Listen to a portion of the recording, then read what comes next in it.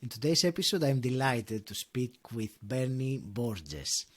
Bernie, you have a professional background in marketing, and you are also a veteran podcaster for around 10 years now. You are a midlife wellness advocate, a husband, father, and a digital native by mindset, not by age, as you say. You are the host of the Midlife Fulfilled podcast, and you are passionate about how we can live more fulfilled midlife seasons. Bernie, welcome to the show. It's such a pleasure to speak with you today. Thank you, Aggie. It is great to be with you on your Personal Development Mastery podcast. I am a listener. It's so good, and I will share that with the listener that I also had the opportunity to be interviewed on your podcast not so long ago. So it is right. great, to have this interaction from both ends, Right. different person that asks the question. So I really enjoy this, and I'm looking forward to discussing fulfillment with you and midlife fulfillment in particular, which is both the topic of your podcast and also what you are passionate about. And I believe it relates very well to my listener, because it is that age group and we will discuss about the age and the misconceptions about midlife that there are. But generally, the decade of the 40s is considered to be, let's say, the one most associated with midlife, generally speaking. So I believe it's going to be a very relevant conversation.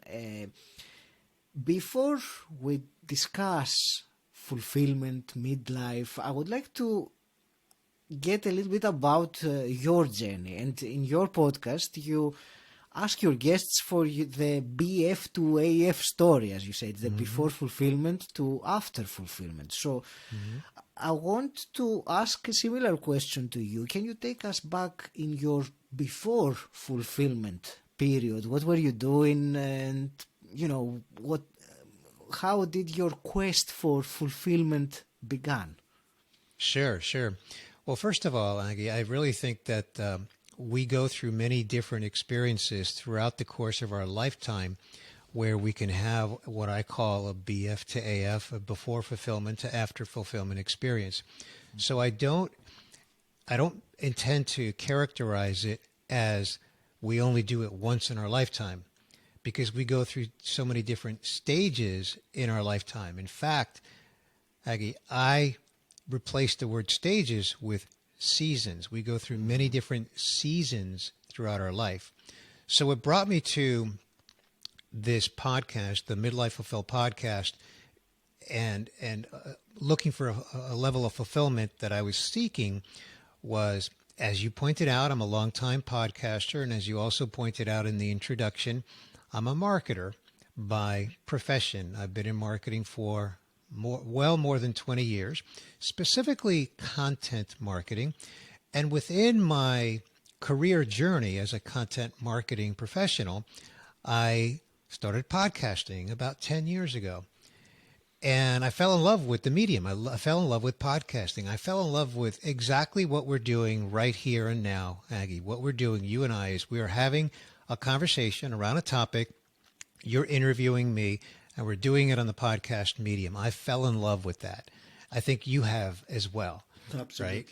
Yes. So in that journey, in that 10-year journey, I had my initial podcast was an experiment. It lasted 49 episodes, and it was just an experiment. My second podcast was more strategic, and it was around marketing. It was called the Modern Marketing Engine Podcast. I retired it at episode 300. And then I had this void after that, and that's where I hit this BF season, this before fulfillment, meaning I was no longer podcasting, and I was lacking it and missing it. And so I had a desire to launch another podcast. But I had to find the topic. I couldn't just, because I knew how to podcast, wake up one day and say, okay, I'm going to start another podcast. I had to think about, well, what is it going to be about? I knew enough, as you know, as a podcaster, that once you launch a podcast, it's got to have a theme or a topic, and you really have to be committed to it if you're serious about it, and you are, and I am. So I put a lot of thought into, well, what is my new podcast going to be about, which was a little over a year ago at this time. And so because of where I am in life, I said, okay, I think I want to talk about midlife, because I did some research and discovered that there's a lot of misperceptions and misunderstandings around midlife. But then I said, well, what about midlife do I want to talk about? And I guess I did my research. I found more than 200 podcasts around that are about midlife, and almost all of them were hosted by women for women. In other words, the midlife topics seem to be very focused on women. And there's nothing wrong with that, but obviously I'm not a woman, and so I'm not qualified to talk about menopause or divorce. I've never been through divorce, happily married 35 years, and a lot of the podcasts were about that. So I stumbled across, in my research, I just kept researching, I stumbled across the happiness U-curve. And I think I've mentioned it to you before, but it's not something that is all that widely known. So if I may, can I just explain briefly what that is? Yes, of course. So the happiness U-curve is a study that was conducted by a United States agency, the Bureau of Labor Statistics, a couple of years ago. It's a global study. So even though it was conducted by a U.S. agency, government agency, it's a global study, and they interviewed thousands of people across the world with the intent of measuring happiness across many different decades in their life. Mm-hmm. What they concluded is, and you'll see why it's called the happiness U-curve, and U, by the way, is the letter U, not the pronoun you. What they concluded is that people are the happiest in their life at age 18. Age 18 is when we are the happiest. Then we begin to become less happy, and we bottom out. We are the least happy in our mid-40s. And then we begin to get happy again and get happier and happier as we get older. So they characterized it as a U-curve, meaning at the top of the left of the U is age 18, and then as you kind of go down to the bottom of the curve of U in our mid-40s is when we're the least happy, and then we climb back up the other side to become happy and happier. Mm-hmm. That led me to, well, if I'm seeking more fulfillment, am I the only human being on earth that is seeking fulfillment? Well, this study is all about happiness. Well, that led me down that rabbit hole. So what's the difference between fulfillment and happiness? Yeah. And what I arrived at is the following, so that, in the interest of the time that we have together. There is a distinction. There's overlap, but there's also a distinction between happiness and fulfillment. Mm-hmm. Happiness is generally an emotion. When we are happy, it is an emotion that we experience in our life. We can have seasons of happiness. We can have moments of happiness. A season of happiness might be a relationship that you're in that's wonderful. You're happy in that relationship. A moment of happiness, it can be your favorite sports team just won the championship and you are very happy that they won the championship because you love that sports team. That's a moment of happiness. Fulfillment, on the other hand, is a feeling. And this feeling is less tangible because it's more in our soul. It's more something we experience. You can have happiness, but yet be unfulfilled. And an example that I've shared on my podcast is, imagine someone who is fulfilled in their career. Mm-hmm. They've achieved some level of achievement in their career that fulfills them. Mm-hmm. Whether it's by title, by status, by economic status, they're fulfilled in their career. But if in their relationships, those relationships are messed up, they're broken, they can be very unhappy in their relationships. So in that example, you can have fulfillment and not be happy. And the opposite is true. You can be very happy in relationships, but also unfulfilled. Career is the most common simply because we spend most of our waking life working. So career is a big part of our life. So what I've discovered in the year that I've had the Midlife Fulfilled podcast, at the time of you and I recording this, I published 56 episodes. And what I've discovered is that career is the area of life that people lack the most fulfillment. And in a study that I did, not quite as extensive as the Bureau of Labor Statistics, but nonetheless, I did a survey, and I found that 78% of the people who took that survey admitted that they lacked fulfillment. They were not totally fulfilled. Mm-hmm. Surprisingly, Aggie, 19% of them said that they were totally fulfilled. And I would even challenge that respectfully, because I have come to believe that fulfillment is equivalent with self-actualization. And if you know anything about self-actualization as it's explained in Maslow's hierarchy of needs, it is the top of that pyramid, and very few of us achieve self-actualization. So while we can have levels of fulfillment in our life, I think it's really difficult for most of us to achieve complete fulfillment. So that is why at the end of every episode of my podcast, at the end of every single episode, I close it out with the following. I close it out by saying, if you're 80% fulfilled, you're doing great.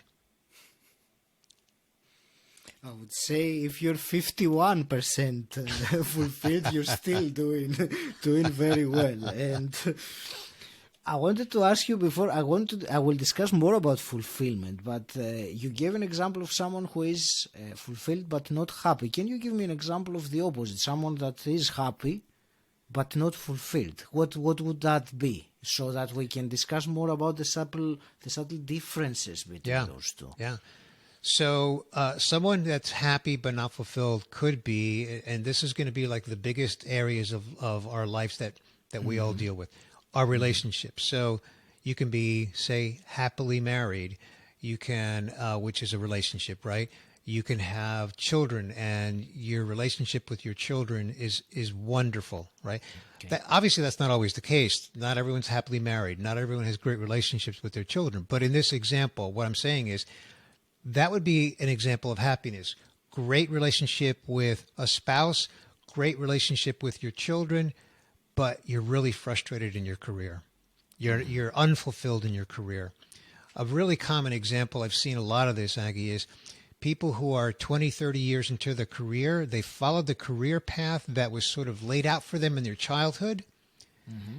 And they followed that career path, and they wake up one day, 20 or 30 years into it, and they say, I've done exactly what I was expected to do, but I am not fulfilled. This is not what I want to be doing. Now, that may sound familiar to you, Aggie, but that is very common. That is absolutely very common. And that could be an example of someone who's happy in their relationships, if they are, but unfulfilled in their career, for whatever reason it may be. What I'm understanding in your answer is that both happiness and fulfillment, they are not one solid thing. They consist of different categories of life. So you can be happy in one or some areas of your life and fulfilled or unfulfilled in some other areas of your life. What I also found interesting in your answer, because on a few occasions, the term of fulfillment came side by side with the career, or this element, let's say, of our lives, which I get it. But then you also mentioned Maslow and self-actualization, and for me personally, that relates more to fulfillment than the career. But there is a question really coming out of all this thing. Do you think, career, based on what you have researched about fulfillment, do you think that the career element of our life is maybe the most important one on the path to fulfillment? Not necessarily. I think what it comes down to for each of us is to know what our values are. Mm-hmm. If we know what our values are, then we can then ask ourselves and answer that question. Then what is the most important to me in terms of where I can find fulfillment? Mm-hmm. So our value system often changes as we go through these different seasons in our life. Our values in our 20s can be very different than our values in our 30s and 40s and 50s. And I don't mean ethical and moral values, because hopefully those don't change too much. But, things like I value my career in my 20s, but then in my 40s, if I've got children, then my values might be more around spending time with my kids, that sort of thing. So it always stems from knowing what our values are currently in our current season of life. And then once we understand that, at that point we have more self-awareness. If you're not self-aware of your current values,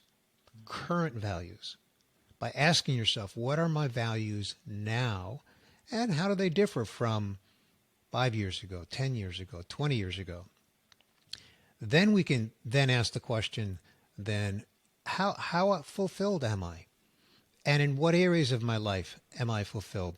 We haven't talked about things like health. Some people can be unfulfilled in their health. In some cases, because of things that they can't control. They may have some health conditions that are not within their control, and they're dealing with them. In other cases, we have self-inflicted health issues, and people know that they need to improve their health, and they may be unfulfilled because they haven't been able to improve their health in ways that they know that they need to and they want to. And everyone's situation is unique. Everyone's circumstance is unique to them. Of course, I'm not here to pass any judgment or make any broad generalizations, but health is another big area of our life. I've been talking about career. You asked me about career, and while it's big, health is another big area of our life that we really care about, I think, for obvious reasons. So I don't know if I've answered your question. Yes, you have. And what you said about the individual person's values, which for me I would define it so in what we deem important in our life. That is what we value, and that changes. And for some people, and maybe for many, it is the career through which they will find fulfillment, but for others it can be whatever it is in their own individual values at that point in time. So yes, you've answered your question very well. And I will go back and ask you, because you mentioned earlier the happiness U curve, and you said that with the research you're happiest at 18. Which is hardly a surprise. I mean, I was very happy at that age. I was and too. I suppose that's the majority of people. That's what the statistics show. And what's interesting then, you say that there is a bottom of that U curve that happens around that age, around 40 or in the 40s, which also it is my own personal experience and many others, and then you get happier afterwards. So there are many things out of this that deserve our conversation. The first one is, what is it that happens during 40s and then people are happier afterwards? As of course, there are exceptions, but I'm talking about this general happiness U curve study that you referenced. Yeah. First of all, the study says something very interesting, and they say that, and I find this to be almost questionable, but this is what the study says. And they say that we bottom out at age 47.2. I am past that, so it's good to know. So that's what they say. I'm not saying that I say that. I'm saying that's what the study says. But so what happens in our 40s? Again, everyone's circumstances are different. But in general, what a lot of people experience is they've obviously been through the 30s, 20s and 30s already, and have had enough life experience to experience both ups and downs. So for a lot of us in our 40s, we don't feel as physically fit and or physically good looking as we did in our 20s, maybe, and in our 30s as well. So a lot of people begin to experience that feeling of, wow, I wish I looked as good as I did when I was 30 or 28, that sort of thing. That's a very common thing that a lot of people experience. A lot of people, look, there's a high divorce rate globally, so a lot of people in their 40s have experienced a divorce or have experienced getting fired or have experienced other broken relationships in their life and just in general have experienced some pain because they've lived long enough to experience some pain. And so, and they begin to think very spiritually about like, okay, so, what's next for me in my life? Now that I've been through these experiences, where do I go from here? Depending on their individual circumstances. So, that's not a scientific reason. I'm just giving you sort of a response. And certainly I've read these, but I think you and I can both agree that these are pretty common things that a lot of people do experience. Bernie, I think if if the person listening right now are in their 40s, especially maybe their late 40s, they certainly know very well what we're talking about, regardless of the evidence or not. I think intuitively you know what happens because you have experienced. I don't remember meeting anyone that never had some kind of a change, shall we say. I won't use any stronger word, but a change in that period. It could be more subtle or more profound, but there is something happening there. So as for the 47.2 that you said, I'm going to pinpoint exactly when that was in my timeline and see whether I had some really rock bottom there. It's I'm curious now. So that's the before then. So what happens afterwards? And the happiness starts to increase when we reach that stage that, we don't look the same as in our 20s. Our physical abilities may not feel the same, especially if we don't keep up with our good health regimes. Maybe have gone through lots of major things like, divorces or bankruptcies or, things. But what happens afterwards? Because it's the other side of the you, which for me, when I first read about it, I was a little bit surprised. Not terribly surprised, but I had never realized that it keeps on increasing. Like on the other side, like you become the opposite of the 18 on the other side of the you. So what happens then? So let me give you a few examples from some guests that I've had on the podcast, and then I'll share some of my own as well, so that I'm being very transparent about myself as well, which I try to be. So two guests that come to mind from the podcast. One is a lady who I believe she's in her early 50s and very successful in her career. She's had her own business for a number of years, and she's very successful within her industry. She is a bit of a celebrity, and she's very well known, and let's just say she's a very successful businesswoman. Well, in her entire career, she said to herself, someday I'm going to get married and have a baby. But she just stayed focused on her career, and she never really, in her words, slowed down to allow that to happen. And so in her 50s, she realized, she's probably past the biological stage of having a baby. She did get married, and she's, happily married and thrilled to be married. But just beyond the point of having a baby, at least biologically.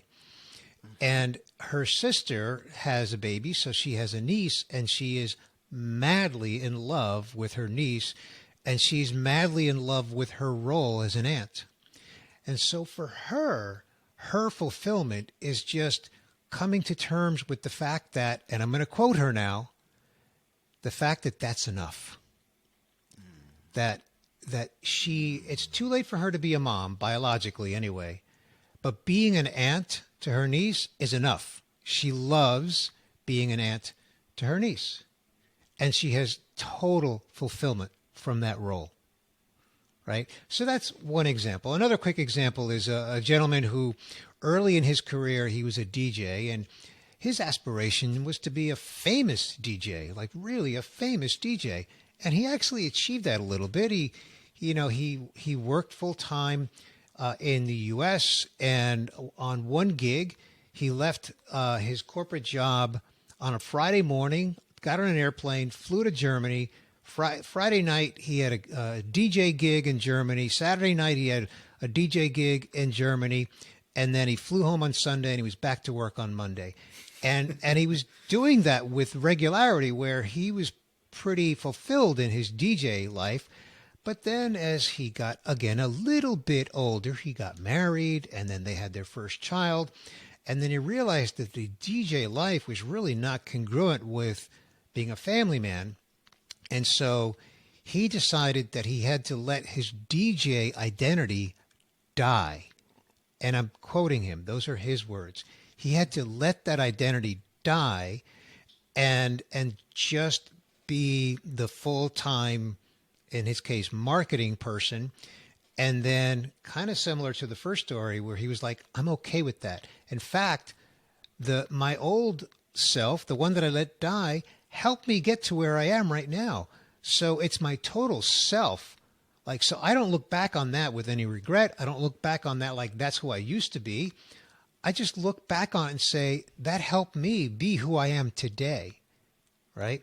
So I say the same thing. I just look at all the seasons that I've been through and whether they were successes or failures, and I've had failures. I think we all do if we're honest. I look back on all of that and I say, all of that brings me to who I am today, where my values are today, where I have fulfillment, and where I'm still striving for fulfillment. So in my case, Aggie, I'm 65. I consider myself still in midlife. By the way, I didn't make the point that midlife is not a midpoint in your life because I don't expect to live to be 130. Not that I'm going to predict, my death date, but I probably won't live to be 130. That's pretty rare.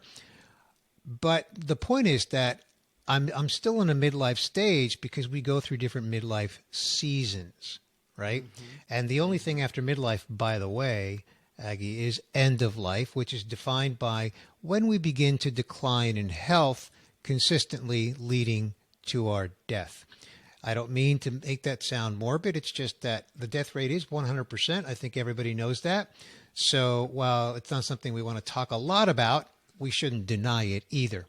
So in my case, I just want to always be self-aware of where I'm lacking fulfillment so that as I'm in this stage of my life in general, that I'm not lacking more fulfillment than I should be, that I keep myself accountable to myself to be seeking and finding the fulfillment that I want and that I need to stay healthy. And by healthy, I mean mostly mental health. I'm fortunate that I'm pretty healthy in terms of physical health, but mental health is so important to all of us. So at this point in my life, I'm so self-aware of that I hold myself accountable to that. So again, I don't know that I've answered your question, but I wanted to give you some examples.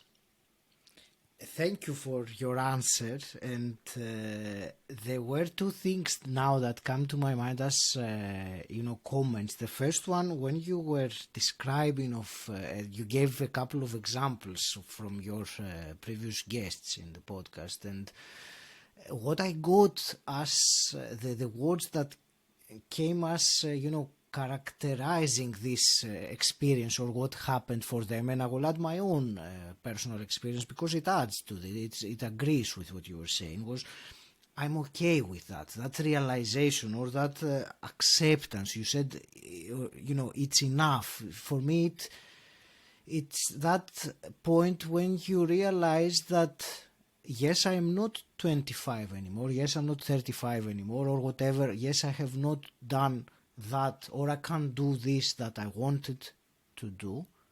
But, so you don't fight the reality of the situation and of your life, and you kind of go more with the flow of it. You accept more of it. That's how I perceived it. And, as I told you, it agrees with my sense of what is happening, because I am on the other side now of you coming up, and I'm looking forward to the 65 or to whatever I'm blessed to experience or destined to experience in my life, and that's a different conversation. So that's one thing that I got from what you answered. Okay. And the other thing which I would like to discuss a little bit further, because it is something that, there is a misconception about the midlife, and you mentioned that that you prefer the word seasons in it. And what you said just a few minutes ago was that midlife is not the way that many people perceive it, as a misconception that midlife is, when you're in your 40s. That's the midlife, because in the terms of the average lifespan of a human being, that's about in the middle. So that is the middle of life. And then the decline, but now you put it really very accurately, and I think that's a great distinction, because I don't know if everyone has understood that, and I will repeat that, and I will ask you to give some further thoughts about it. You said that the midlife carries on until that point that one is really reaching the end of life, that their physical health is declining, that they are dying, let's say the last part of their life, and that's for the majority of people. It's not in their 50s, it's not in their 60s, it's probably not in the 70s with how things are now. So it is, I'm repeating again, I believe it's a great distinction to be made, that you are in your midlife when you're 65, you're still in your midlife. If you are, capable and reasonably healthy and able to work and contribute and grow as a person and fulfill your duties, whatever that may mean to you. So, I wanted a few more comments from you about this particular thing, that midlife extends way more than most people perceive it to be. Yeah. So again, I'm actually going to give you the simplest definition to midlife that perhaps you ever heard. And here it is. Midlife is adulting. It's adulting. So let me explain. I break life into 3 phases: youth, midlife, and end of life. So youth generally is up until around age 30, generally speaking, meaning we're growing, we're maturing, and we're still in a youth phase up until somewhere around age 30. It's a little different for everybody, but generally speaking. Then there's a whole span of many decades: 30s, 40s, 50s, 60s, 70s, even 80s for some people if they're healthy. That is that quote-unquote midlife season. That's the adulting phase of our life, right? We have more responsibilities during those phases, right? So back to end of life.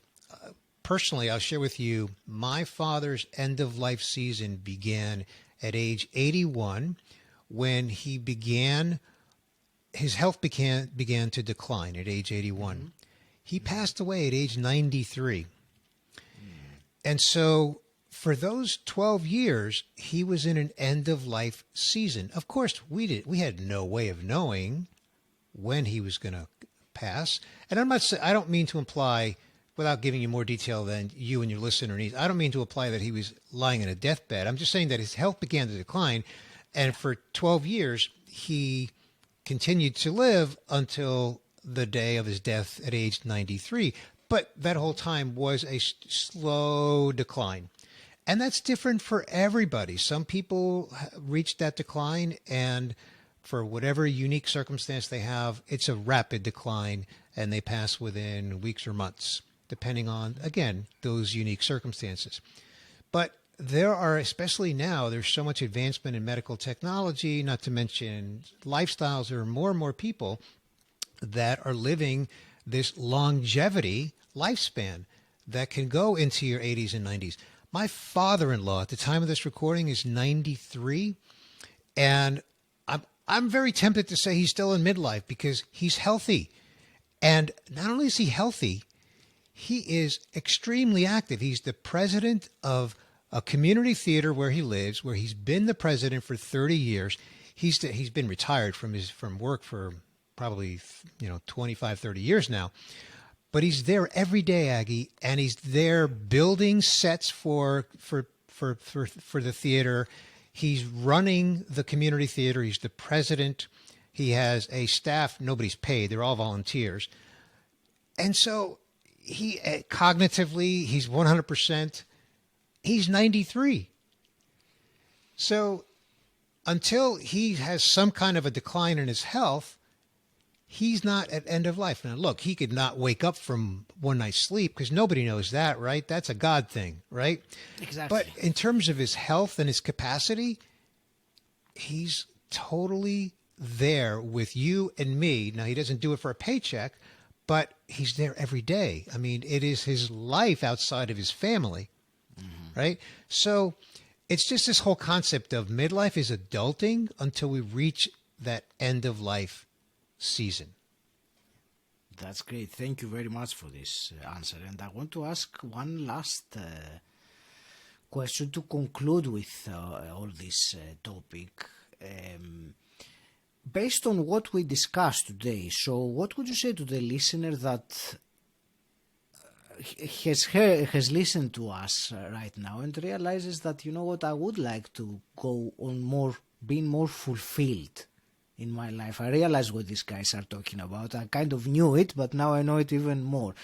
Can you give us something actionable, something to implement to, increase or start moving towards a direction of more fulfillment in one's life? Sure. So there's two things that I would suggest. One is, and I don't mean to make this sound self-serving, but, give a listen to my podcast, the Midlife Fulfilled podcast, because you hear so many stories of people, yourself included, Aggie, where each of those stories is really intended to help you do some self-reflection.